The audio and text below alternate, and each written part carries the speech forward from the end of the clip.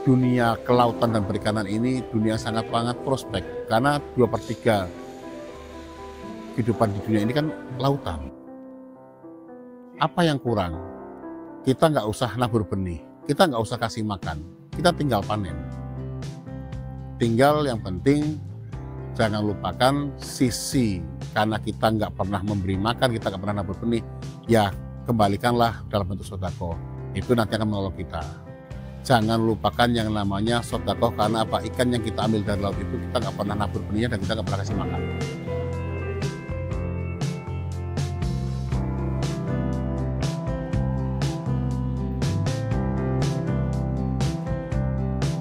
Ada untung, ada rugi. Kami pun pernah mengalami kerugian. Kami pernah ditipu mentah-mentah juga pernah. Ada buyer yang ngambil ikan yang nggak dibayar juga ada. Jadi sukses itu ya sudah ketika kita diam, duduk diam, kita nggak bergerak, tapi uang bekerja untuk kita. Itulah yang namanya usaha. Assalamualaikum warahmatullahi wabarakatuh. Saya Isnaini Ruhullah Humaini, salah satu owner dari PT Nelayan Samudra Jaya yang bergerak di bidang trading ikan, juga di perkapalan perikanan tangkap.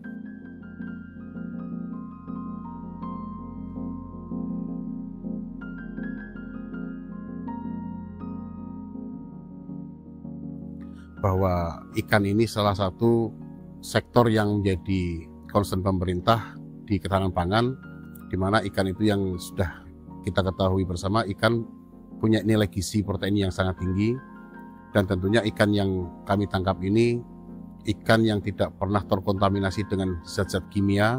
Memang kita ada di lautan lepas dan prosesnya pun dengan proses yang baik. Mereka yang tidak punya basic sebagai nelayan, tapi pada punya kapal. Nah, pada prinsipnya kami yang punya basic sebagai nelayan asli, nelayan tradisional, kenapa nggak kita rubah mindset, nelayan juga punya kapal seperti itu. Akhirnya di tahun 2009 kami mulai usaha kecil-kecilan dengan beli kapal kecil untuk dijadikan kapal tangkap. Ya kita pakai jaring ya, jaring pelagis besar atau jaring dengan mata lubang meses itu besar, karena juga kita lebih dinamakan PSPB ya, porsin pelagis besar. Itu ikan yang lebih didominasi oleh ikan-ikan cakalang atau skipjack atau ikan-ikan baby tuna seperti itu. Jadi kita tidak menggunakan pancing. Pancing digunakan oleh ABK itu untuk bonus mereka. Jadi selain ABK ini dapat salary dari bagi hasil kapal, mereka juga dapat bonus melalui ikan pancing itu, di mana hasil pancingannya ABK kapal itu kita beli.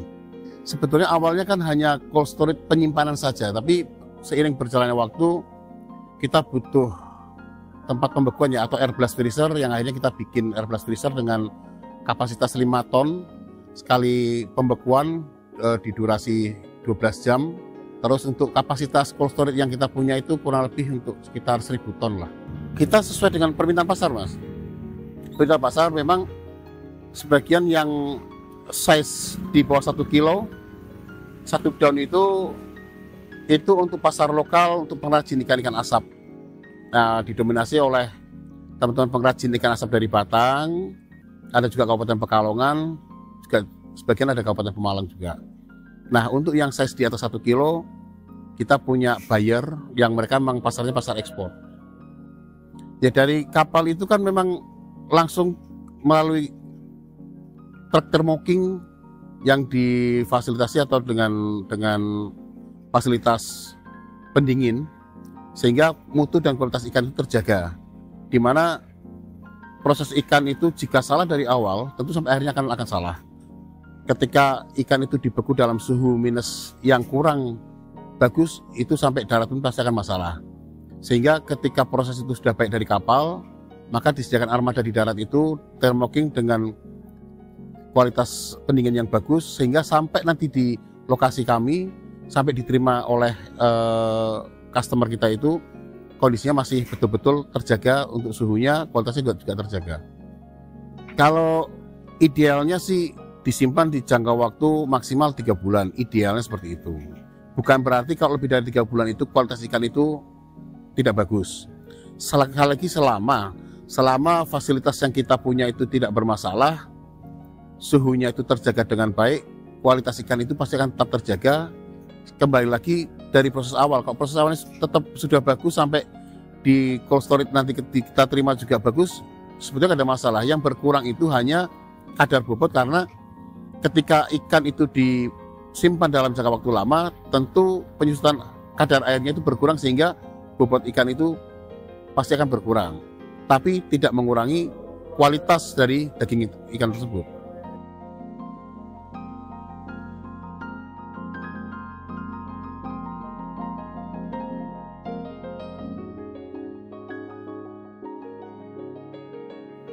Kalau strategi kita sederhana sebetulnya, Mas. Artinya ikan ini kan sebuah kebutuhan masyarakat, ya. Kebutuhan masyarakat secara umum. Siapapun saya rasa masih banyaklah orang yang gemar makan ikan. Sehingga yang kita jaga itu adalah yang pertama integritas. Itu dari proses awalnya. Yang kedua, bagaimana kita menyimpan ikan itu sampai kita keluarkan di hadapan pembeli atau customer kita itu kondisi ikannya betul-betul menurut mereka juga layak untuk mereka jual dan untuk mereka proses, sehingga itu pun layak untuk dikonsumsi oleh masyarakat. Jadi kita hanya jaga itu aja sebetulnya. Kita jaga integritas kita. Kita termasuk di persaingan harga pun kita ya siap bersaing lah. Artinya kita juga nggak terlalu pressure ke customer seolah-olah supaya barang kita juga harus habis. Yang penting kita jalan, customer juga jalan, dan tentunya masyarakat bisa menikmati ikan, biar ya itulah seperti yang digembar-gemborkan pemerintah, gemar makan ikan supaya sehat, seperti itu. Ya kita ada riset dan kita juga mengacu pada dari pemerintah kan juga ada, dari kementerian ada harga patokan ikan ya, harga acuan ikan kan ada. Nah kita dari situ dan juga dari informasi dari beberapa stakeholder yang ada, baik Jakarta, baik Banyuwangi, baik yang di Juwana, baik yang di Tegal, kita saling tukar informasi. Sehingga fluktuasi harga itu kita sama-sama tahu, sehingga kita bisa menentukan harga jual yang tidak memberatkan di customer. Karena urgensinya jika nanti harga dari kami ini sudah tinggi, tentu customer akan jual ke masyarakat juga akan tinggi, sehingga ketika masyarakat nggak punya daya beli, kita juga pasti ke depan nggak akan laku ikannya, kan seperti itu. Intinya kita sama-sama menjaga, saling ya support lah supaya bisa jalan bareng. Ya sebenarnya bisnis itu semua punya plus minus, ada untung ada rugi. Kami pun pernah mengalami kerugian, kami ya pernah ditipu mentah-mentah juga pernah. Ada buyer yang ngambil ikan yang nggak dibayar juga ada. Cuma kalau di ikan ini kan karena kondisinya ikan ini sudah beku dan kita simpan dan itu aman disimpan dalam jangka waktu lama, kami pikir ini produk yang bisa tetap kita jalankan. Artinya ini kecuali itu menjadi ikan olahan yang punya tenggat waktu expired dalam sekian waktu yang kalau nggak dijual kita akan berisiko di kerugian. Sehingga karena kita juga yakin terhadap pasar yang ada itu, kami pikir untuk jangkauan cold storage dengan kapasitas 1000 ton itu kita butuh waktu 2-3 bulan untuk menghabiskan itu, insya Allah habis. Karena memang kebutuhannya banyak. Jadi kita hanya menyesuaikan saja. Jadi kita usaha pun nggak dari nafsu ya. Kita nggak cuma ngejar supaya kita besar tapi habis itu kita sudah stres sendiri. Yang penting kita mengalir aja, kita jalan mengalir. Kalau memang perlu ada penambahan unit atau armada kita tambah. Kalau memang kita butuh penambahan perluasan untuk cold storage yang kita tambah, kita menyesuaikan kebutuhan nanti. Stop scrolling. Buat kamu yang lagi cari souvenir jam custom, kami produsen jam dinding terlengkap langsung dari pabrik. Proses pengerjaan cepat, gratis pembuatan desain dan sampel. Merekomendasikan untuk souvenir instansi, media promosi, usaha catering, perusahaan, komunitas, atau acara tertentu. Kita siap kirim ke seluruh wilayah Indonesia. Sudah lebih dari 500.000 jam dinding diproduksi. Kesempatan emas bisa custom jam dinding dengan harga pabrik. Yuk, buruan order dan hubungi nomor admin kami sekarang juga ya.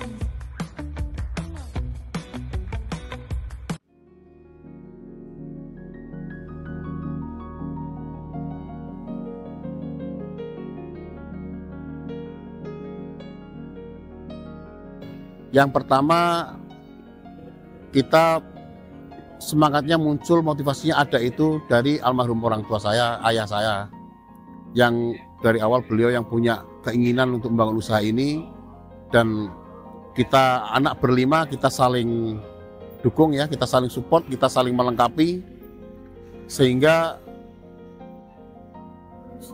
ya dari satu kapal kita sampai sekarang sudah alhamdulillah ada 11 kapal yang sudah operasi.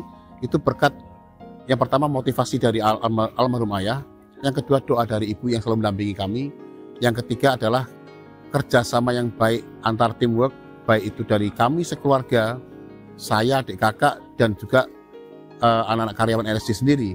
Alhamdulillah mereka jadi tim yang solid, yang alhamdulillah sudah bertahun-tahun ini timnya utuh, nggak pernah ganti, yang mereka juga sudah seperti kami anggap seperti keluarga sendiri. Artinya ya teamwork ini penting.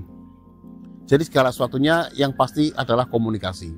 Ketika komunikasi kita bagus dengan teamwork, semua itu pasti ada solusinya.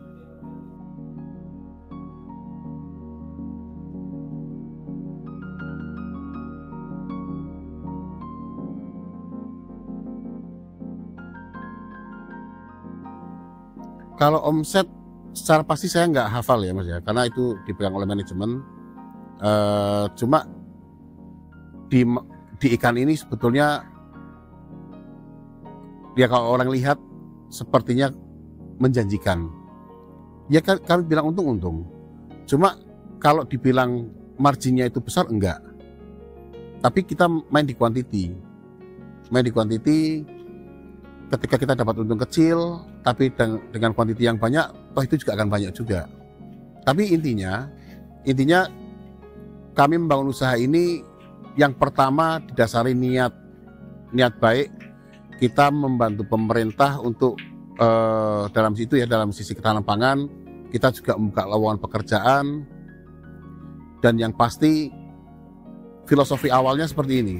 Kenapa akhirnya kita bergerak di trading penjualan ikan itu dalam cold storage? Kalau kita bayangkan, di mana-mana rata-rata petani itu pasti jualnya gabah. Jarang kita lihat petani jual beras. Itu sama seperti konsep awal, orang yang tidak pernah melaut tapi punya kapal. Orang yang tidak pernah jadi supir bis tapi punya perusahaan otobus. Itu. Nah, berangkat dari situ, itu kami berpikir, orang yang nggak pernah melaut punya kapal, orang yang nggak pernah punya sawah tapi bisa jual beras, kenapa kita yang sudah ada di dalam kelautan itu, yang kita paham betul dunia kelautan, kenapa nggak kita yang punya kapal? Satu itu. Yang kedua, orang nggak punya kapal tapi bisa jual ikan, kenapa nggak kita tangkap sendiri, kita jual sendiri? Sehingga keuntungannya harusnya diambil oleh broker itu, keuntungannya bisa masuk ke kita sendiri, kan seperti itu. Ya satu tahun sih di bawah 5 miliar ya, 1 tahun ya, omset ya. Ketika kami mendirikan cold storage ini di 8 bulan pertama, kami ditipu 700 juta di depan mata. Orang menjanjikan akan suplai ikan kembung Banjar dari Dobo, kita sudah bayar 700 juta, ternyata nggak dikirim, sampai hari ini nggak dikirim. Tapi ya sudah, kita mau apa? Artinya itu kesalahan kita ya, mungkin kesalahan kita yang kita kurang teliti, kita terlalu percaya sama orang, dan akhirnya sudah itu buat pelajaran buat kita. Cuma kita nggak patah semangat, karena ketika kita diuji dengan masalah seperti itu, kita ikhlas, Allah gantinya lebih besar. Nah, untuk pemula-pemula ini saya rasa yang paling penting adalah pelajari dulu sektornya, pelajari dulu segmennya, mau main di level apa, mau ambil pasarnya yang mana, itu perlu dipelajari. Karena kalau nggak mungkin berhasil. Jangan sampai belanjanya ikan layang dijualnya ke daerah pesisir juga, kan seperti itu. Atau di tempat tertentu orang lebih suka ikan-ikan asap, tapi kita jualnya pindang. Ini kan sudah artinya secara market kan sudah nggak pas. Jadi harus disesuaikan bahwa di tempat-tempat tertentu itu orang butuh ikan-ikan pindang, di tempat tertentu orang butuh ikan-ikan asap. Nah, setelah dipelajari, yang penting jangan nafsu. Sudah belajar dari 1 kilo dulu, Toh kita ya orang mau belanja 1 kilo pun kita layani. Karena prinsipnya kita nggak pernah nolak rezeki. Jadi jangan sampai ada anggapan, wah cold storage NSC itu besar, kita mau beli 10 kilo nggak berani. 1 kilo kita layani, dan sudah biasa orang beli 1 kilo. Kita jual 1 kilo itu. Dan kita kasih nota, seperti itu. Maka untuk teman-teman pemula, saya pikir dunia kelautan dan perikanan ini dunia sangat prospek. Karena 2/3 kehidupan di dunia ini kan lautan. Apa yang kurang? Kita nggak usah nabur benih, kita nggak usah kasih makan, kita tinggal panen. Tinggal yang penting jangan lupakan sisi, karena kita nggak pernah memberi makan, kita nggak pernah nabur benih, ya kembalikanlah dalam bentuk sedekah, seperti itu. Itu nanti akan menolong kita. Jadi bagi pemula, silakan ayo bareng-bareng sama kami. Kalau nggak tahu, ayo kami ajarin. Dan pesan kami kalau nanti berjalan, jangan lupakan yang namanya sedekah, karena apa? Ikan yang kita ambil dari laut itu kita nggak pernah nabur benihnya dan kita nggak pernah kasih makan.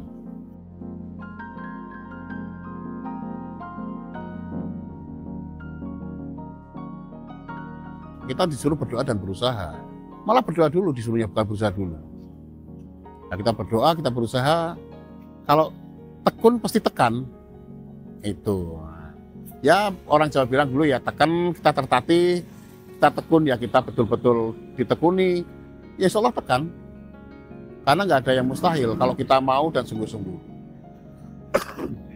Jadi kami hanya berpesan ke teman-teman pemula, jangan takut untuk berusaha. Karena apa? Pasar di kelautan dan perikanan ini sangat luas. Apakah Indonesia nggak cukup, masih ada Jepang, masih ada Cina, masih ada Vietnam, masih ada Amerika yang, ya kalau mau jujur, ikan-ikan yang di dunia ini kebanyakan kan disuplai dari Indonesia juga, kalau mau jujur. Tapi ya masih ada bahasa itu ikannya Cina masuk ke Indonesia gitu. Padahal enggak juga. Itu bahasa kamuflase saja kan, supaya asing bisa nyolong ikan Indonesia kan gitu.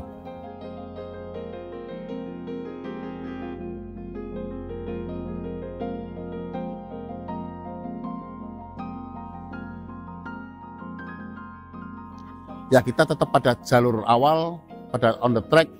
Kita akan support pemerintah dari sisi ketahanan pangan. Kita tetap taat pada aturan, kita tetap patuh pada regulasi yang ada. Tapi harapan kami juga pemerintah bisa hadir ketika kami terbebani, baik dari peraturan ataupun dari mungkin ya seperti keluh kesah semua pengusaha perikanan ini di bidang perkapalan tangkap itu ya di BBM konsumsinya itu.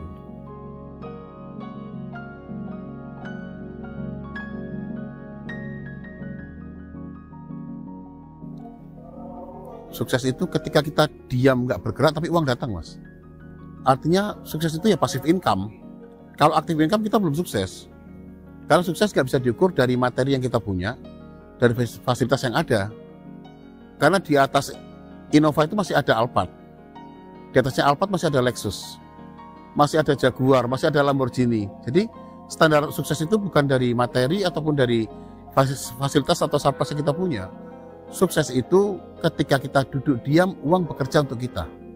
Jadi kalau kita masih bergerak mencari sesuap nasi, kita belum sukses. Mau kita jabatannya sebagai direktur misalkan, dapat mobil Alphard, tapi kita masih cari sesuap nasi, kita masih harus mikir bayar bensin, ya kita belum sukses. Jadi sukses itu ya sudah ketika kita diam, duduk diam, kita nggak bergerak, tapi uang bekerja untuk kita. Itulah yang namanya usaha.